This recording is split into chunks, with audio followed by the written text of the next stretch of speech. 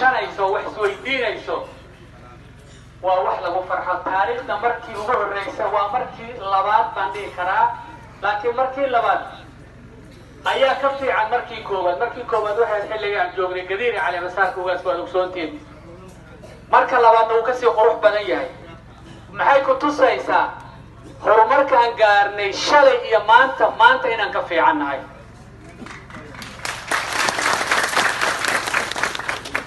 fadhigan iyo quruxdan faraha badan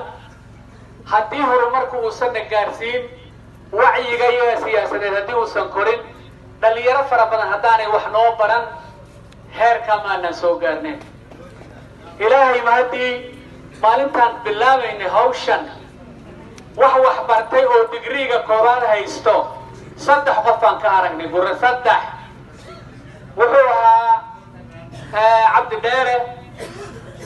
saacid xaaji iyo xuseen nuur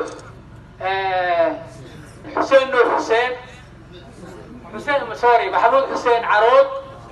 oo BCA u shaqeeyo fiilti joog maalin dhawato markaan xaajiyada geennay jigjiga